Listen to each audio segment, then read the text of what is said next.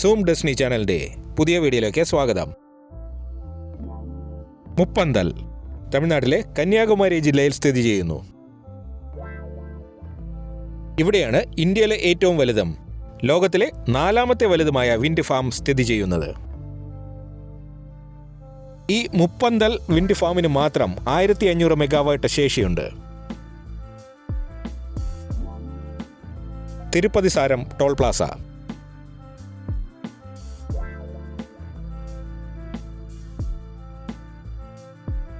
ഞാൻ ഇപ്പോൾ സഞ്ചരിക്കുന്ന ഈ റോഡ് NH44 ആണ്.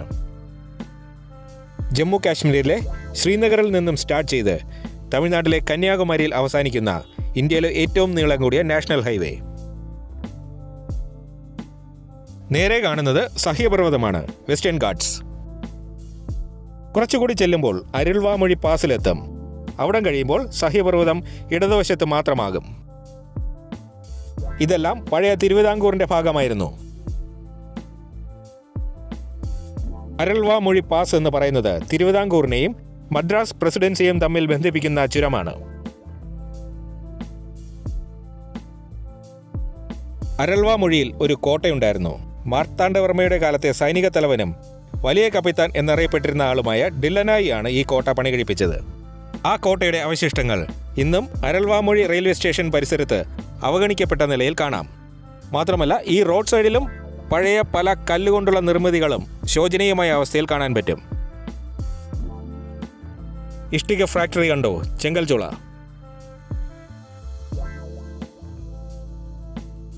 ഒടുവിൽ വിൻഡ് ഫാമിലെ വിൻമില്ലുകൾ പ്രത്യക്ഷപ്പെട്ടു തുടങ്ങി.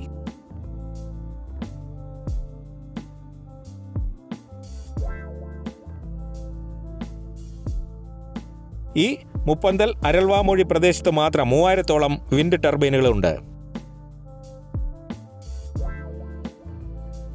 വിൻഡ് ടർബൈനുകൾക്ക് കാറ്റിന്റെ ദിശയനുസരിച്ച് ഡയറക്ഷൻ മാറാനുള്ള കഴിവുണ്ട്. പഴയ വിൻഡ് ടർബൈനുകൾക്ക് പിന്നിൽ നീണ്ട ഒരു ടെയിൽ കാണാമായിരുന്നു. അത് കാറ്റിനനുസരിച്ച് ഡയറക്ഷൻ ചേഞ്ച് ചെയ്യാൻ വേണ്ടിയുള്ളതായിരുന്നു. ഹെലികോപ്റ്ററിന്റെ റോട്ടർ ബ്ലേഡുകളുടെയും വിമാനത്തിന്റെ ചിറകുകളുടെയും ഒക്കെ പ്രവർത്തനത്തെ അടിസ്ഥാനപ്പെടുത്തിയാണ് വിൻഡ് ടർബൈൻ പ്രവർത്തിക്കുന്നത്.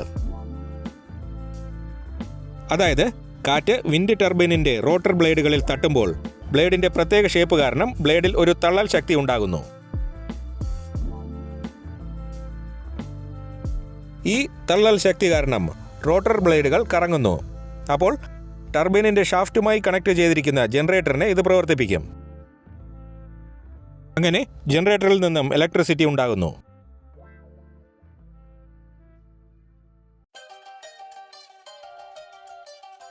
അതായത് വിൻഡ് എനർജി, അത് മെക്കാനിക്കൽ എനർജി ആണല്ലോ, അതിനെ ഇലക്ട്രിസിറ്റിയായി കൺവേർട്ട് ചെയ്യും.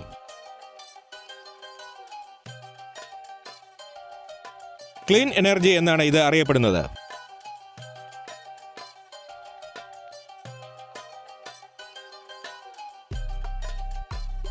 ഇന്ത്യയുടെ total installed wind power capacity 47,362.92 മെഗാവാട്ടാണ്. സ്റ്റേറ്റ് വൈസ് നോക്കുമ്പോൾ ഗുജറാത്താണ് മുന്നിൽ, 12,209.18 മെഗാവാട്ട് ശേഷി. തൊട്ടു പിന്നിൽ തമിഴ്നാട് തന്നെയാണ്, 11,042.44 മെഗാവാട്ട് ശേഷി. 2024 ഗുജറാത്ത് തമിഴ്നാടിനെ സർപാസ് ചെയ്തത്. ഇന്ത്യയുടെ വിൻഡ് പവർ കപ്പാസിറ്റിയുടെ ഏകദേശം പകുതി ഈ 2 സംസ്ഥാനങ്ങളിലാണ് ഉൽപ്പാദിപ്പിക്കുന്നത്. ഈ കണക്കുകളെല്ലാം 2024 സെപ്റ്റംബർ 30 പ്രകാരമാണ്. 1985 ഗുജറാത്തിലെ വേരാവലിലാണ് ഇന്ത്യയിലെ ആദ്യത്തെ വിൻഡ് എനർജി പ്രോജക്റ്റ് നിലവിൽ വന്നത്, 40 കിലോവാട്ട് ശേഷിയോടെ. 1986 മഹാരാഷ്ട്രയിലെ രത്നഗിരി, ഗുജറാത്തിലെ ഓഖ, തമിഴ്നാട്ടിലെ തിരുനെൽവേലി എന്നിവിടങ്ങളിൽ ഡെമോൺസ്ട്രേഷൻ വിൻഡ് ഫാമുകൾ നിലവിൽ വന്നു. 55 കിലോവാട്ടായിരുന്നു ഈ വിൻഡ് ടർബൈനുകൾ ഓരോന്നിൻ്റെയും ശേഷി. വിൻഡ് എനർജി പ്രൊഡക്ഷന്റെ കാര്യത്തിൽ 1ഉം 2ഉം സ്ഥാനത്തെ പറ്റി പറഞ്ഞല്ലോ. 6564.36 മെഗാവാട്ട് ശേഷിയോടുകൂടി കർണാടക 3ാം സ്ഥാനത്തും 5214.18 മെഗാവാട്ട് ശേഷിയോടുകൂടി മഹാരാഷ്ട്ര 4-ാം സ്ഥാനത്തുമാണ്.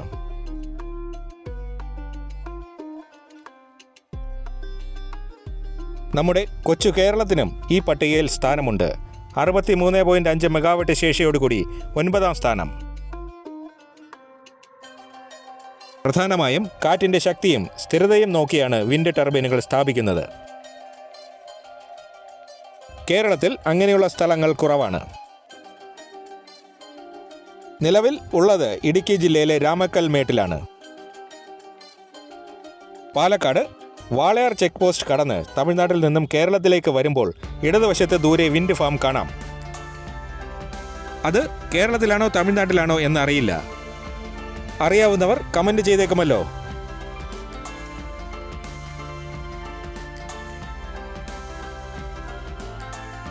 ഈ മുപ്പന്തലിന് പുറമെ വേറെയും വിൻഡ് ഫാമുകൾ കന്യാകുമാരി ജില്ലയിലുണ്ട്.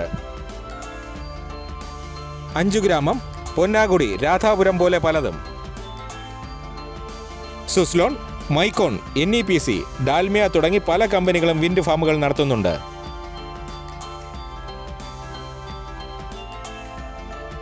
ഇനി ഈ വിൻഡ് ഫാമുകൾ വന്നതുകൊണ്ട് സാമൂഹികമായി ഉണ്ടായ ഗുണങ്ങളും ദോഷങ്ങളും പറ്റിയൊന്ന് നോക്കാം. വിൻഡ് ഫാമുകൾ സ്ഥാപിക്കാൻ വേണ്ടി ഒരുപാട് പേർ ഭൂമി വിട്ടുകൊടുത്തല്ലോ. അതിൽ പലതരത്തിലുള്ള കൃഷിഭൂമികളും ഉൾപ്പെട്ടിട്ടുണ്ടായിരുന്നു. നിലക്കടല, എള്ള്, ചോളം, പലതരം മില്ലറ്റ്സ് എന്നിവ സമൃദ്ധമായി കൃഷി ചെയ്തിരുന്ന ഭൂമിയായിരുന്നു ഇവിടം. പിന്നെ കന്നുകാലി വളർത്തലും. ഈ വിൻഡ് ടർബൈനുകൾ വന്നു തുടങ്ങിയപ്പോൾ സ്ഥലത്തിൻ്റെ വില കൂടാൻ തുടങ്ങി. പലരും തങ്ങളുടെ കൃഷിഭൂമി വിൻഡ് ടർബൈൻ കമ്പനികൾക്ക് വിറ്റു. കാലക്രമേണ കൃഷി കുറഞ്ഞു വന്നു. പക്ഷേ ഈ കൃഷി കുറഞ്ഞു വന്നതിനെ പറ്റിയും വിൻഡ് ടർബൈനുകൾ വന്നതിനെ പറ്റിയും 2 അഭിപ്രായമുണ്ട്. ഭൂമി വിറ്റ് കിട്ടിയ കാശ് കൊണ്ട് തങ്ങളുടെ മക്കളുടെ വിദ്യാഭ്യാസം മെച്ചപ്പെടുത്താനും അതിലൂടെ ജീവിത നിലവാരം ഉയർത്താനും കഴിഞ്ഞു എന്ന് പറയുന്നവരുണ്ട്. പലരും തങ്ങളുടെ മക്കളെ എഞ്ചിനീയറിംഗിന് പഠിപ്പിക്കുകയും പിന്നീട് ഈ വിൻഡ് ഫാമിൽ തന്നെ ജോലി ലഭിക്കുകയും ചെയ്തു.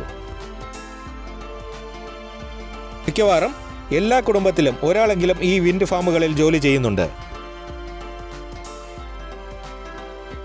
വിൻഡ് ഫാമുകൾ റിമോട്ട് ഏരിയകളിലാണെങ്കിലും ജോലി ലഭിച്ചതിലൂടെ ഇവരുടെ ജീവിത നിലവാരം മാറി. കന്നുകാലികളെ മേയിച്ചിരുന്നവരെ സംബന്ധിച്ച് അവർക്ക് കന്നുകാലികളെ മേയ്ക്കാൻ സ്ഥലം ഇല്ലാതായി. വിൻഡ് ടർബൈനുകൾ സ്ഥാപിച്ചിരിക്കുന്ന സ്ഥലം കമ്പനികൾ കമ്പിവേലി കെട്ടി തിരിച്ചു.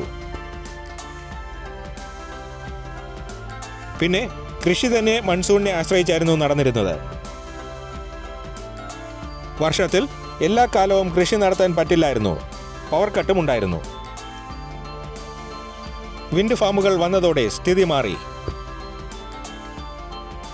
24 മണിക്കൂറും വൈദ്യുതി ലഭ്യമായി. വീട്ടിലെ ഇലക്ട്രിക് ഉപകരണങ്ങൾ 24 മണിക്കൂറും വർക്ക് ചെയ്യിക്കാൻ പറ്റി, ഫ്രിഡ്ജ് ഉൾപ്പെടെ. അതുപോലെ എപ്പോൾ വേണമെങ്കിലും കൃഷി ആവശ്യത്തിനുള്ള വെള്ളം പമ്പ് ചെയ്യുന്ന പമ്പുകൾ വർക്ക് ചെയ്യിപ്പിക്കാം എന്നുള്ള സ്ഥിതിയും വന്നു. മറ്റൊരു വിഭാഗം പറയുന്നത് പുതിയ തലമുറയ്ക്ക് കൃഷിയോട് താല്പര്യമില്ല, അതുകൊണ്ടാണ് കൃഷി താഴേക്ക് പോയത് എന്നാണ്.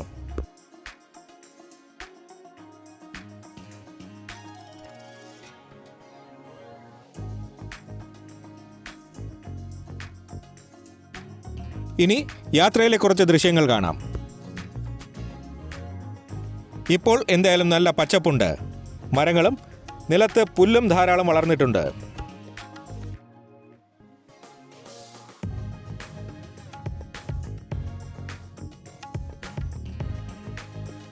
വളരെ സ്ലോ ആയാണ് ഈ ടർബൈൻ കറങ്ങുന്നത്. കാറ്റ് കുറവായിരിക്കും. പകലുള്ളതിനേക്കാൾ കാറ്റ് രാത്രിയിലാണ് കൂടുതൽ. പവർ ജനറേഷനും രാത്രി കൂടുതലായിരിക്കും. സോളാർ പവർ പ്രോജക്റ്റും വിൻഡ് ഫാമും ഒരുമിച്ചാണെങ്കിൽ നല്ലതായിരിക്കും. പകൽ സോളാർ എനർജിയും രാത്രി വിൻഡ് എനർജിയും. സോളാർ എനർജി രാത്രി ഉൽപ്പാദിപ്പിക്കാൻ പറ്റില്ലല്ലോ.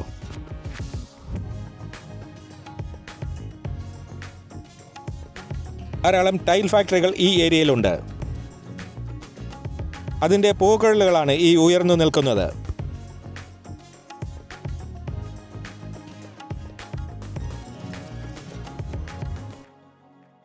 ഒരു സബ്സ്റ്റേഷൻ,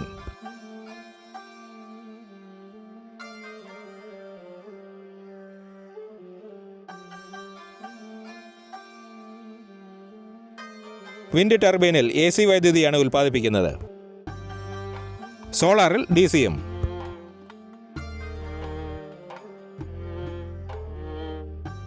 ഈ വശത്ത് ഇപ്പോൾ മലനിരകളൊന്നും കാണാനില്ല. മലനിരകൾ ഇടതുവശത്താണ്.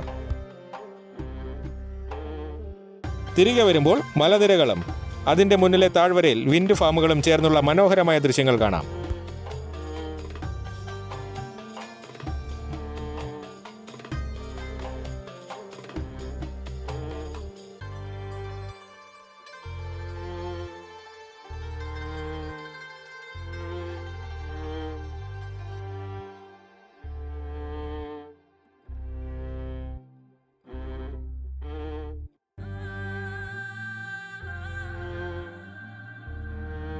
ഇത് പുതിയതാണെന്ന് തോന്നുന്നു. ടർബൈനിൻ്റെ ഷേപ്പ് വ്യത്യാസമുണ്ട്. ഒരു ഓവൽ ഷേപ്പ് പോലെ.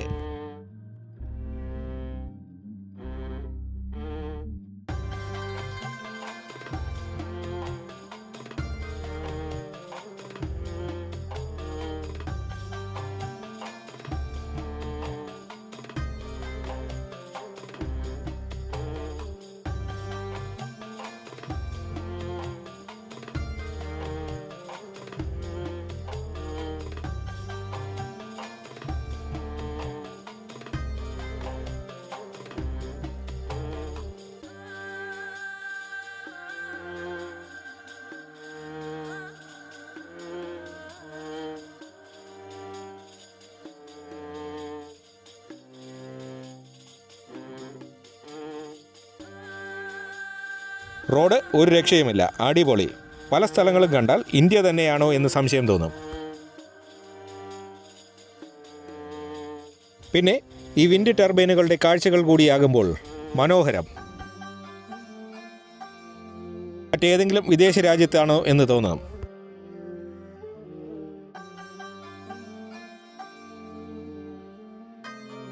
എന്തൊക്കെയോ ഹെവി മെഷീനറികൾ ട്രക്കിൽ വന്ന് കിടക്കുന്നു. എന്താണെന്നറിയില്ല.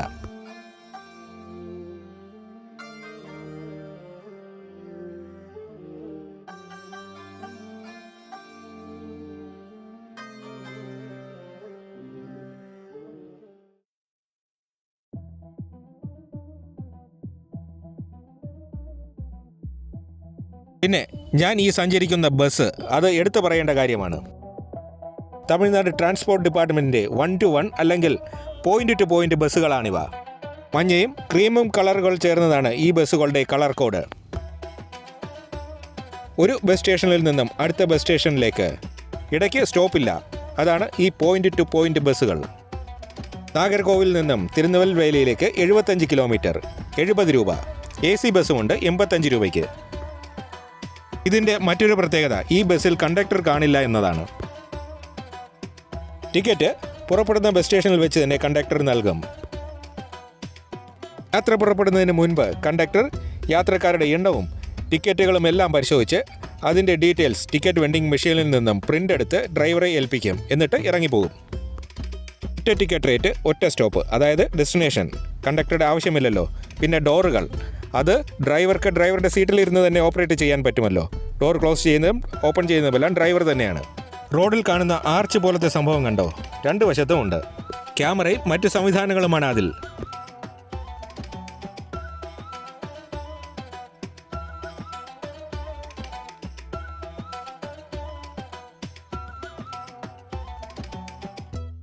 ഡിവൈഡറിലും റോഡ് സൈഡിലും എല്ലാം നല്ല പച്ചപ്പ്.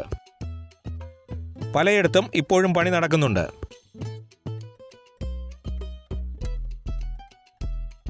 വലിയ പവർ ട്രാൻസ്മിഷൻ ടവറുകൾ,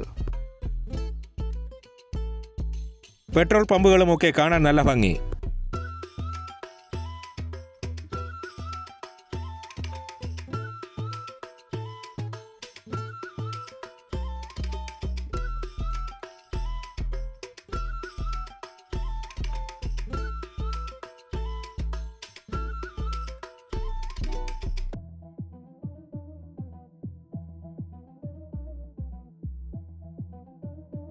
ഒരു അമ്പലവും അവിടുത്തെ വലിയ ശില്പവും കാണാം.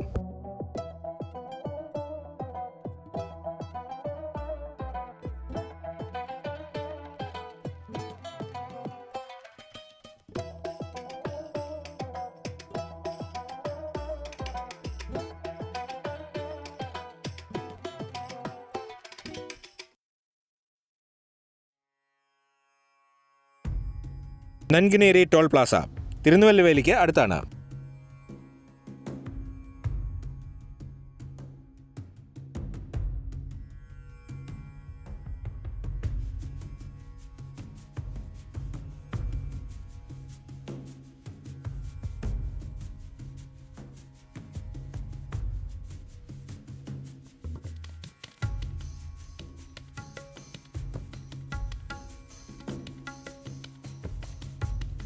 വലിയ തിരക്കൊന്നുമില്ല.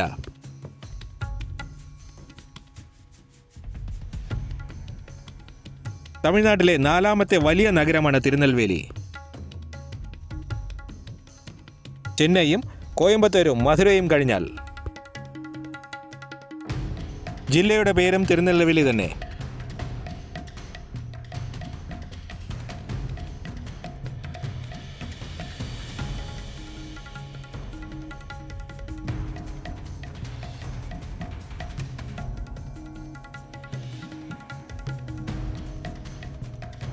ലിക്വിഡ് കാർബൺ ഡയോക്സൈഡ് ടാങ്ക് കണ്ടെയ്നറാണ് ഈ കിടക്കുന്നത്. റോഡിലെ ക്യാമറ സംവിധാനങ്ങളും പവർ ട്രാൻസ്മിഷൻ ടവറുകളും.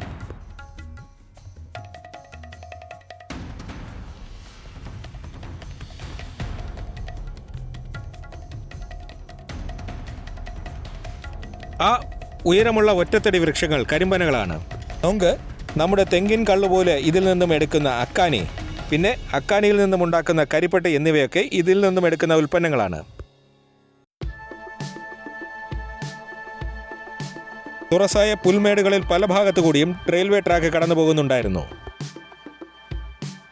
ഈ ഫ്ലൈ ഓവർ റെയിൽവേ ട്രാക്കിന് മുകളിലൂടെയാണ്.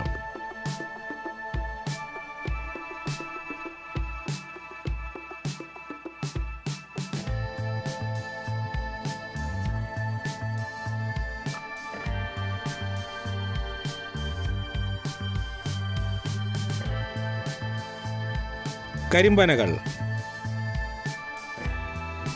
പുൽമേടും കാണാം. ആകെ ഒരു പച്ചപ്പാണ്. ഒടുവിൽ തിരുനെൽവേലി ബസ് സ്റ്റേഷൻ എത്താറായി.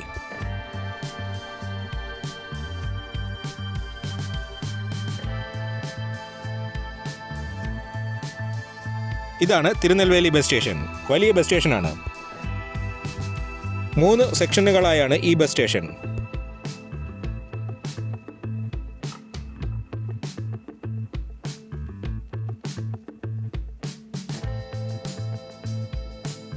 ഒന്നാമത്തെ സെക്ഷൻ ഇതാണ്. ആ ഡിവൈഡറിന്റെ ഇടതുവശത്ത് ബസ് ബേകളുണ്ട്.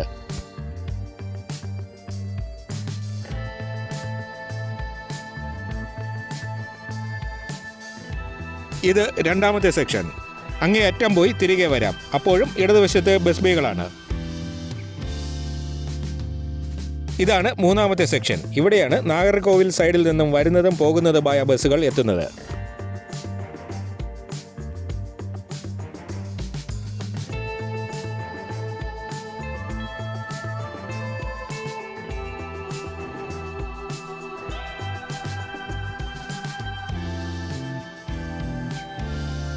ഇതാണ് AC പോയിന്റ് ടു പോയിന്റ് ബസ്സുകൾ. നാഗർകോവിൽ തിരുനെൽവേലി റേറ്റ് 85 രൂപ. പുറത്തൊന്ന് കറങ്ങിയിട്ട് തിരികെ ബസ് സ്റ്റേഷനിൽ വന്നു.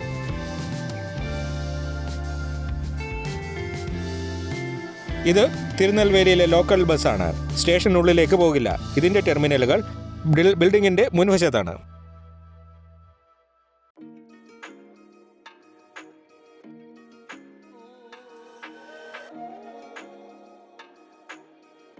ഒരു KSRTC ബസ് കണ്ടോ?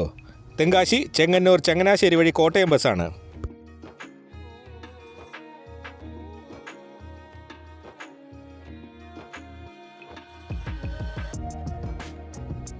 തിരികെ യാത്ര തിരിച്ചു.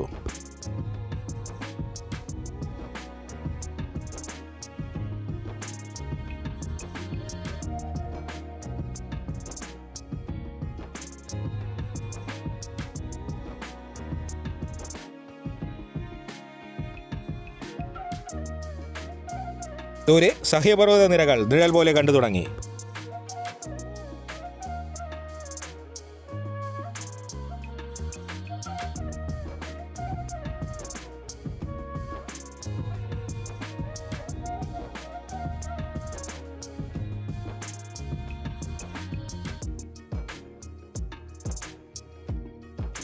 മേഘങ്ങൾക്കിടയിലൂടെ താഴേക്ക് വരുന്ന സൂര്യപ്രകാശം കണ്ടോ?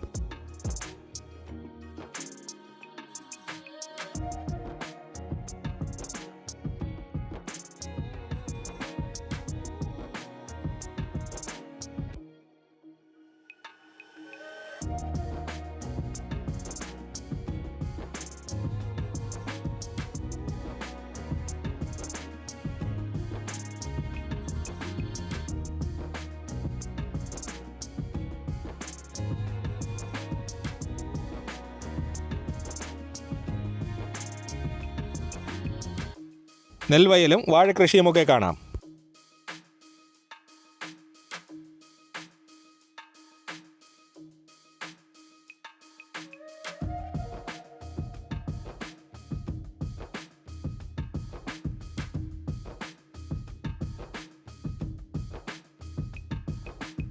റോഡ് കാഴ്ചകൾ അടിപൊളി.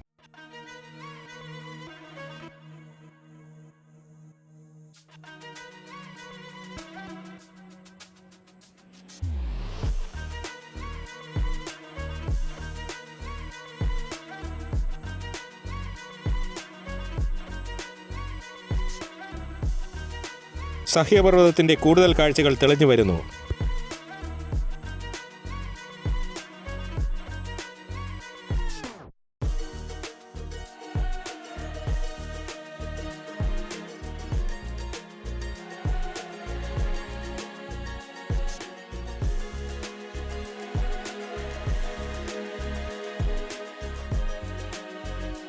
മേഘങ്ങളും സൂര്യപ്രകാശവും.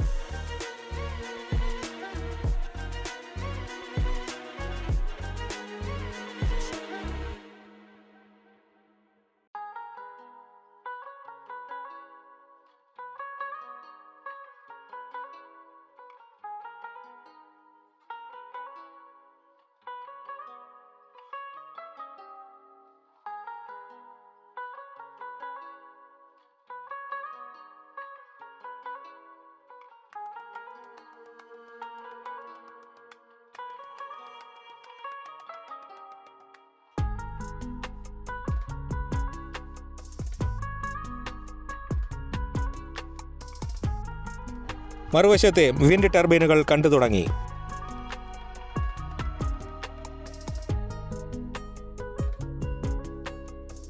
ഇപ്പോൾ എന്തായാലും പശ്ചാത്തലത്തിൽ സഹ്യപർവ്വതമുണ്ട്. സൂര്യനും ഈ വശത്ത് തന്നെ ആയതുകൊണ്ട് ആകെ ഒരു ഇരുട്ട് പോലെ.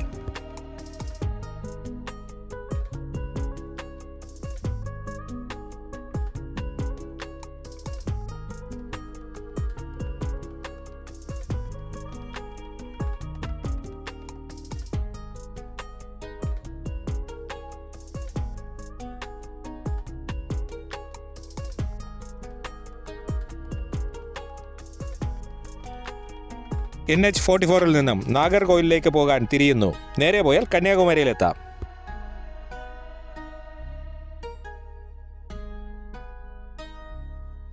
ഈ തിരിയുന്നതിന് തൊട്ട് മുൻപായിരുന്നു മഹേന്ദ്രഗിരി.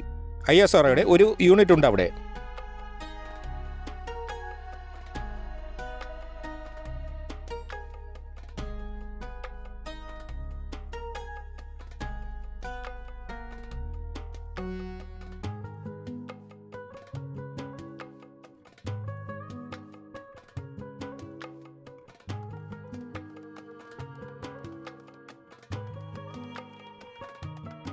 കാണുന്ന മലനിരകളാണ് മഹേന്ദ്രഗിരി. അതിന്റെ താഴ്വാരത്താണ് ISROയുടെ യൂണിറ്റ്.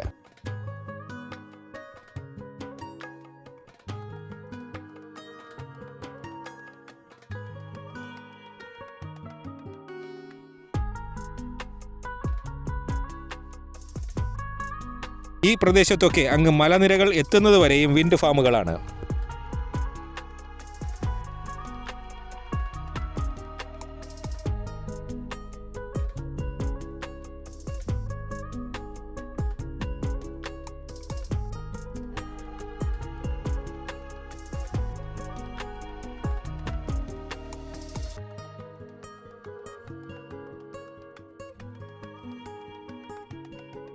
Indo wind.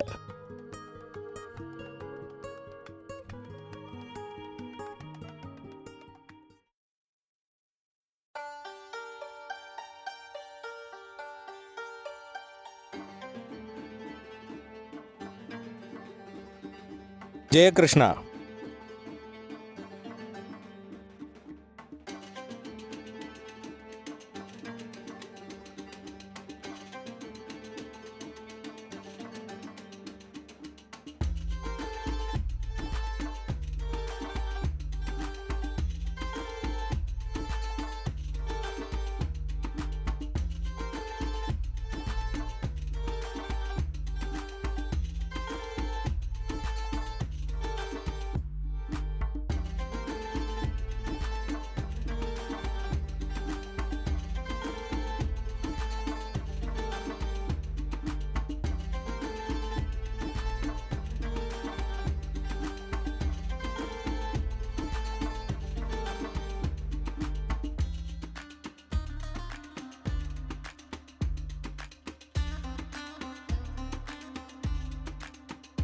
പുതിയ വിൻഡ് ടർബൈൻ സ്ഥാപിക്കാനുള്ള ടവർ.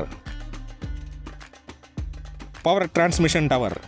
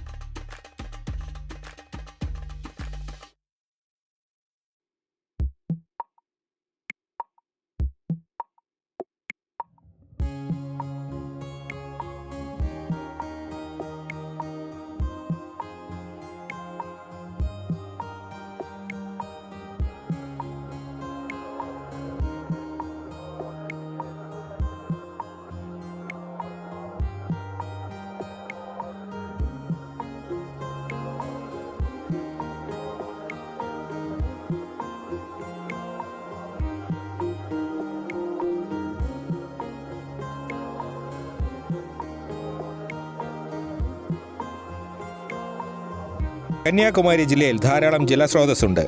അതുകൊണ്ട് തന്നെ നല്ല കൃഷിയും ഈ മേഖലയിലുണ്ട്.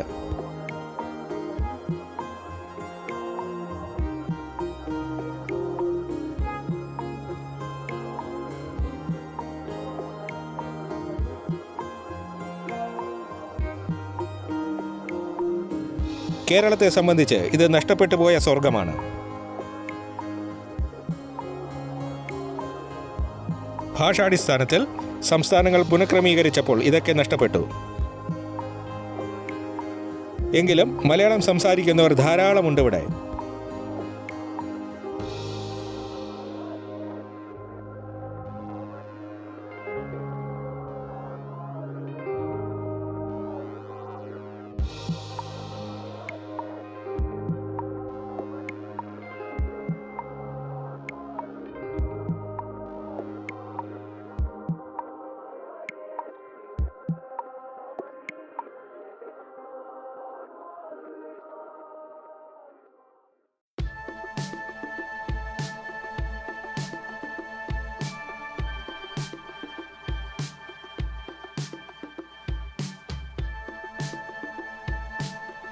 ഏതായാലും ഈ മനോഹരമായ വീഡിയോ ഇവിടെ അവസാനിക്കുന്നു. വീഡിയോ ഇഷ്ടപ്പെട്ടുവെങ്കിൽ ലൈക്ക് ചെയ്യാനും കമൻറ്റ് ചെയ്യാനും സബ്സ്ക്രൈബ് ചെയ്യാനും ഷെയർ ചെയ്യാനും മറക്കണ്ട. അപ്പോൾ അടുത്ത വീഡിയോയുമായി ഞാൻ ഉടനെ വരും. അതുവരേക്കും ഗുഡ് ബൈ.